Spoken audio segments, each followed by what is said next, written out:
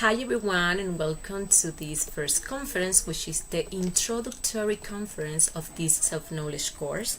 My name is Yesenia, you can call me Jessie, and it's such a great honor being here sharing this knowledge with you all. Let's start by saying this course is totally free from beginning to end. We are going to be broadcasting the conferences of the Phase A every Monday and Thursday at this time. The course has an open access and you will be able to find the conferences in this page in the video section in case you can't watch them live. Also, you are going to find the link to access to the WhatsApp group in the comment section below. And through that group, we send the audios and material of the conferences. This course has a total of 75 conferences divided in two phases. Phase A consisting of 50 topics and Phase B consisting of 25 topics in which we are going to be delving about some topics studied on Phase A. Phase B conferences are going to be broadcast every Saturday. In this course, a lot of information concerning to self-knowledge will be delivered. Also, we are going to be learning several guided practices every Sunday that are going to allow us experiencing and having a direct verification of all the topics we are going to be studying along the course. So let's start by explaining what is to know oneself and what are the objectives of achieving self-knowledge. We believe that we know ourselves because we know our name, nationality, gender, age, profession, or hobbies, our personality and behaviors. But it happens to be that's not who we really are. And knowing those superficial things doesn't mean we truly know ourselves. To know oneself is to have achieved the identity with our own divine being. To know oneself is to become identical to our own spirit, to know our own interior world. We know God is everywhere, but unfortunately, we don't know the part of God that is within us. Knowing that part, achieving identity with that part, is what we can and should define as self-knowledge. And the fundamental thing in life is to really get to know oneself, to know where we come from, where we are going, what is the purpose of our existence, what are we living for. This process of getting to know oneself is going to require an incessant self-observation because we need to see ourselves as we really are right now. When a person begins to observe himself, then he is on the way of wanting to know himself because he will begin to realize the need to make an inner change. If he really wants to expand his consciousness in achieving self-knowledge and become identical to his divine being, also to know his inner world, which will give him access to the knowledge of the inner world of planet Earth, the solar system, the galaxy, and the entire universe. As the Greek sages said, know yourself and you will know the universe and the gods. That is because each one of us has his own divine wisdom, which is that of our real inner being. People easily admit that they have a physical body. They accept that they have it because they can see it and touch it. But we are more than that. We are made of three parts. The first part is matter, which is our physical body or human machine. The second part is energy. It is 97 of our essence, which is currently trapped within all our different ways of being, our flaws, defects, or psychological aggregates which make up our ego. It is the psychic energy which we don't know, despite the fact that we live much longer in our inner world than in the outer world, since our emotions, thoughts, and desires are processed there. The third part is light, spirit or consciousness. It is the 3% of free and conscious essence that resides within all of us. is our divine wisdom, the real, the true, the eternal, or the immortal, the knowledge of each one which is not of the time and never passes. This 3%, even when it's not trapped by the ego, is asleep because we are fascinated with the things of the personality.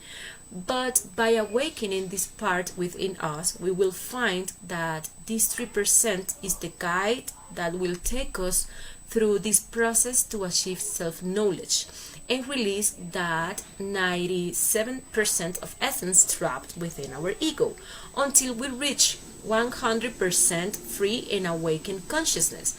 And that's the point when we really get to fully know ourselves. To achieve true inner knowledge, we must study the 4 pillars of wisdom, which are science, psychology, art, and mystic.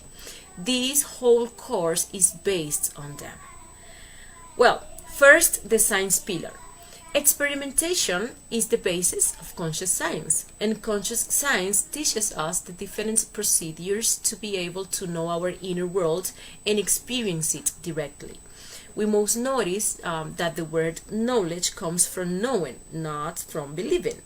This course is completely practical, since only through practice we can experience, corroborate, and ascertain directly this knowledge. Only practice leads us to reach true knowledge.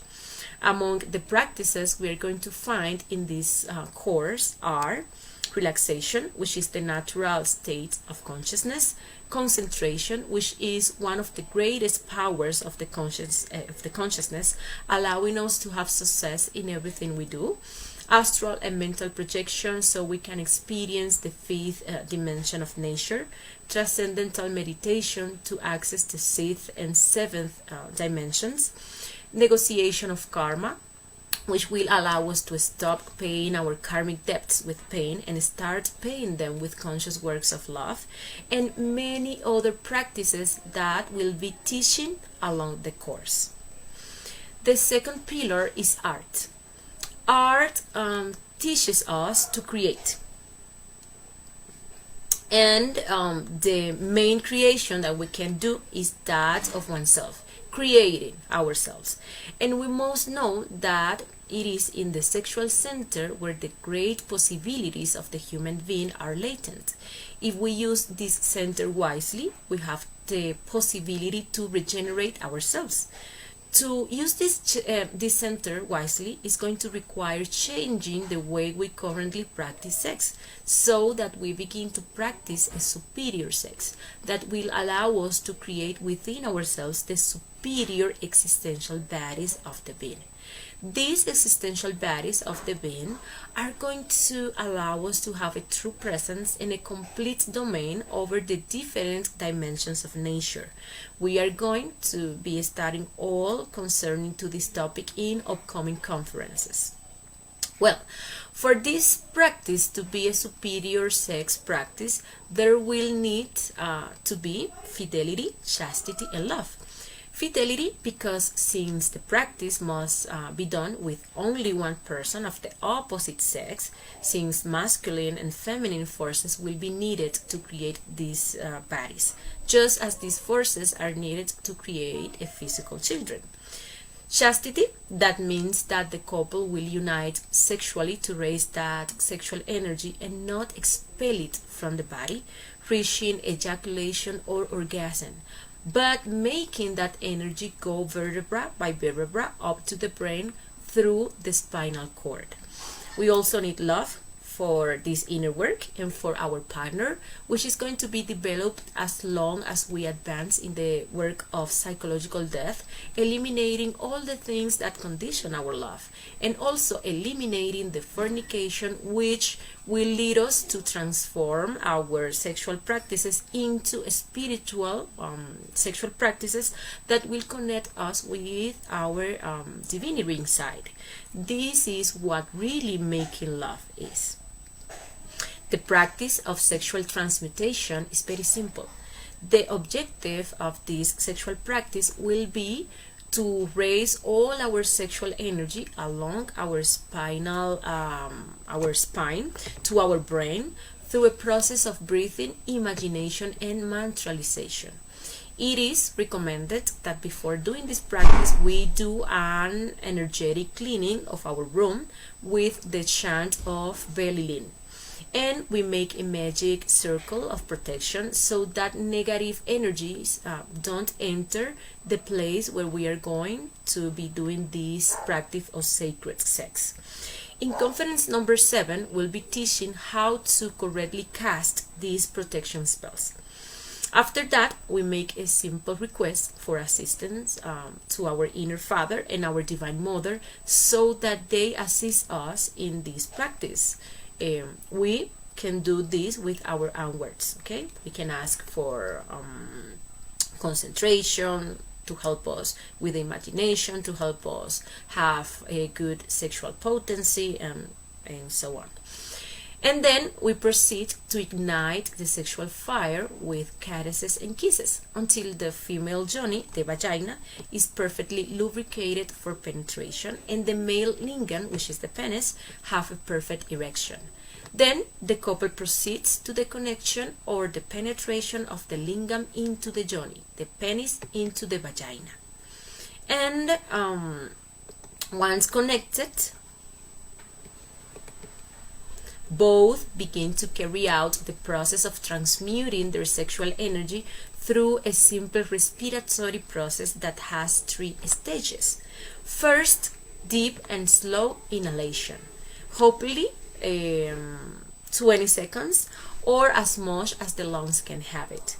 When you inhale, you imagine that the air enters the lungs and then goes to the sexual glands. In the women, the sexual glands are the ovaries, and in men, the sexual glands are the testicles. Second, the retention, as long as possible, hopefully 20 seconds. And while you hold the air, imagine and feel how that energy turns into a golden thread and goes up the spine, vertebra by vertebra, to the point between the eyebrows.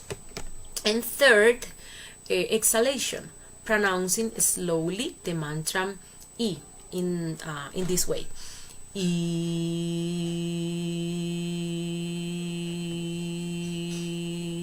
as we take out all the air from our lungs. Then repeat the complete process of breathing and imagination, and when reaching the point of mantralization for the second time, you are going to do it with the mantra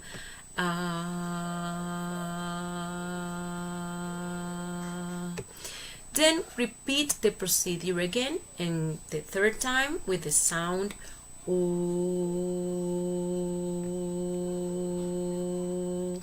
That is a complete transmutation process with the 3 sounds. Those sounds make the energy vibrate at a certain way so it can be transmuted. Then we start again with the breathing and the mantralization process, vowel by vowel, repeating the entire breathing procedure for each vowel. And if at any time the sexual potency drops, that is, the man loses his erection or the woman loses lubrication, make gentle movements, kisses and caresses to recover the potency and continue transmuting the sexual energy. This practice can be prolonged for as long as the couple wishes or for as long as they have sexual potency. As soon as the potency is completely over, because all the energy has already been transmuted, the practice ends. The success of the practice is to always finish it without ever spilling the sexual energy, reaching orgasm or ejaculation, which is what fornication really means. It is important to have a lot of concentration and stay focused on the practice we are carrying out, so no thoughts can distract us from what we are doing or lead us to overexcitement or loss of sexual potency. Also, we need a lot of imagination, because with conscious imagination we are going to direct the energy along the spinal cord to the higher centers. Let's keep in mind that for the wise, imagining is seeing and creating. And a lot of will we are going to be needing also to never reach the overexcitation and the expulsion of sexual energy. Here, also we're going to give some recommendations, some important recommendations to take into account, okay? First, not bathing until 2 hours after doing the practice, since we will be working with energy and this could cause a thermal shock. Also, not doing the practice during the menstrual period or if the woman is pregnant or lactating, okay? And not using contraceptives, since they isolate and affect the creative power of the sexual energy.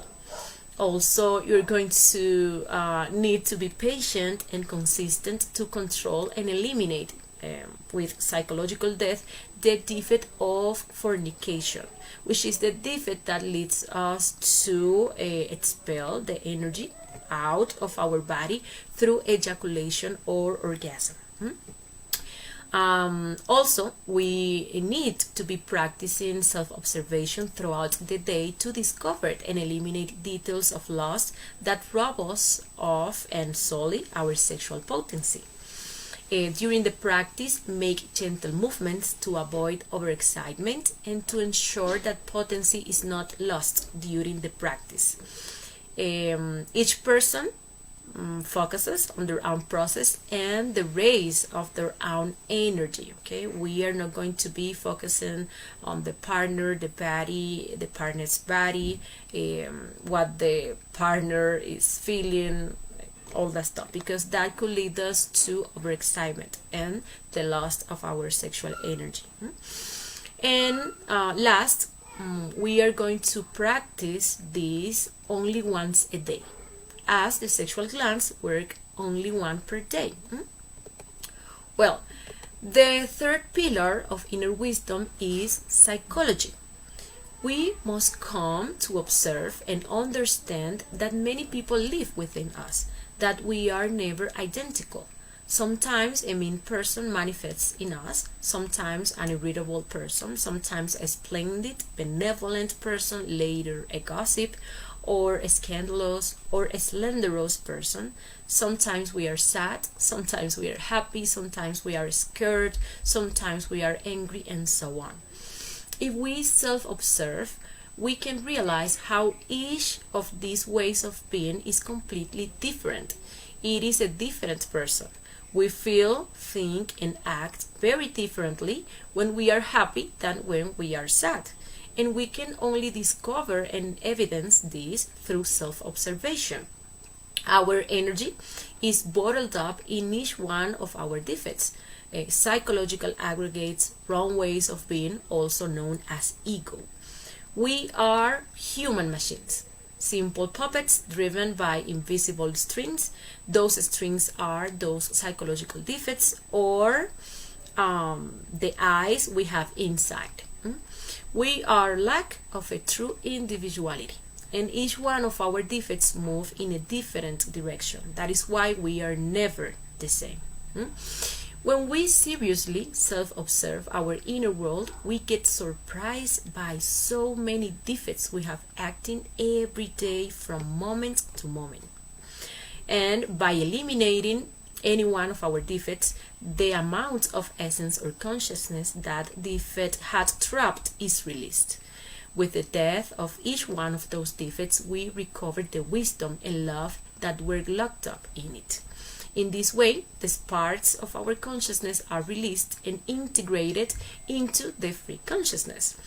When we talk about defects, we are talking about ego, our wrong ways of being, our wrong psychological states, which are the causes of all our pain and suffering. We are talking about greed, sloth, lust, pride, anger, gluttony, and so on.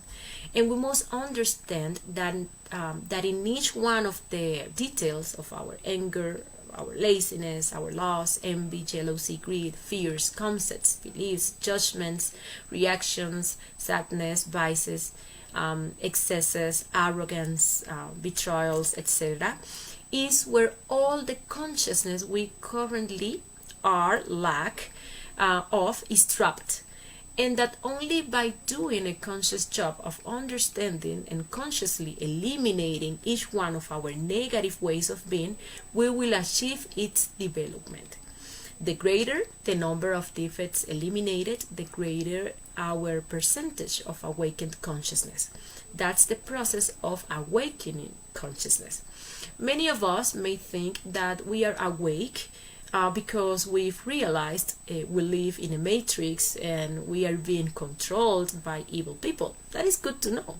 But if we don't go further and start working within ourselves, eliminating our ego to liberate the consciousness, we are not doing anything. We are not becoming conscious people just by believing in a certain way or theory. Well, let's see what is the method for the liberation of consciousness through the practice of psychological death or elimination of the ego. First, we need to observe ourselves at all times, from moment to moment, in order to discover the different defects that manifest in us. Once we discover a defect that is moving, let's say, our emotion, may it be anger, fear, anxiety, lust, etc., or that is moving our thoughts, making us imagine, remember, or plan, or is moving our motor functions, making us feel the desire to act or speak, we proceed to judge it until we come to understand that it is actually a manifestation of our ego, not our consciousness, since it comes to waste our energy, harm ourselves and others. And once it is understood, it must be eradicated from us, and this is achieved through an elimination request to our particular Divine Mother, who is the power of love of our consciousness, which has the power to transform and regenerate us. So we mentally ask her, Divine Mother, remove or eliminate this defect from me. With this simple procedure, we can change our way of being, eliminating detail by detail each one of the psychological defects that have trapped 97% of our consciousness, and we manage to liberate and integrate our consciousness. This process is called ongoing death or death on progress. In this course, we will be delving into this topic of the elimination of our ego, and we will be teaching several techniques to delve into psychological death and the liberation of our consciousness, such as reflective meditation and death on the cross of sex. Something important to know is that just as each person has their own being, their own inner being, they also have their own particular Divine Mother, since this force is a part of our being. It is a part of that 3% of free consciousness, and the function of this part is to eliminate psychological defects once they have been observed and understood. Well, now the fourth pillar of inner wisdom, which is mystique. Mystique teaches us to love both the inner and the outer work. A person begins to know his inner world when he has begun to experience, to verify the reality of his own particular being. In the work of creation of the existential bodies, in the disintegration of our defects, and in the sacrifice for humanity, it is necessary to develop love for the work itself. And this is one of the most difficult things because of the egoic state we are in. Where we are used to work for money or any other interests. And when we have to work without these kinds of incentives, we don't feel like doing it. We don't feel motivated. So when we develop selfless sacrifice for humanity, we begin to experience love for it, and we start vibrating with the wonderful force of love and experiencing a very important change in each one of ourselves. Mystique is experienced directly in the sacrifice for humanity. When selflessly and without distinction of race, age, color, condition, etc., we give this knowledge to everyone in its pure form, without mixing it, without adding or taking anything away from it, and without changing it in any way, so that everyone, if they wish, can get to know themselves. Only through practice and direct experimentation we can perfect our ability to do, which we will call mystique, since love only manifests itself through the works. There are many ways to sacrifice for humanity. We start from the little, and then we go deeper and bigger in this work of love. The important thing is to share this knowledge of the four pillars and the three factors for the revolution of consciousness in a pure and completely free form to everyone. Okay? And well, finally, let's see what the objectives of self-knowledge are. What are we going to achieve if we embark on a journey towards self-knowledge? Well, first, the regeneration of the human being. Remember, as I said before, with the practice of supra-sex, that superior sex, we are going to create ourselves internally. The first thing we're going to be doing is to regenerate our physical body and our vital body. Then the liberation of all our consciousness. Remember that 97% is trapped within our different ways of being or our ego. Also, we're going to be creating the superior existential bodies of the being. So we have a true presence in the superior dimensions of nature. Also, we are going to reach the knowledge of all the objectives laws. We will be teaching those laws that govern us and how to transcend them in this course. Also, the knowledge of the higher dimensions. We are going to be discovering that there's no only exists this third dimension. Okay, we are going to be waking up all our latent faculties and powers. Also, getting the status of men and then superman, and achieving immortality, because we are going to be eliminating the ego. Okay, we are going to be discovering that with the psychological death we can kill death, the physical death, for an eternity. Once there's no ego, well, there's no death for this physical body. So we reach immortality. Or also we're going to be achieving the sacred individuality, and we're going to be achieving the self-realization of the being, which means we are going to achieve the goal we came here for, to this manifestation. Well, here we finish this first conference.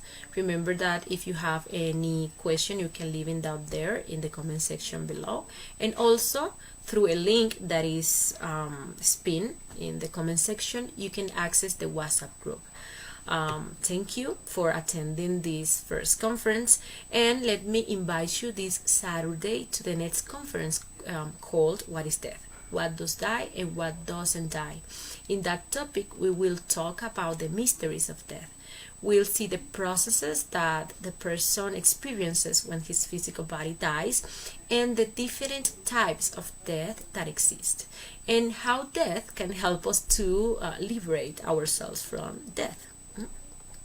So thank you very much, and see you next time.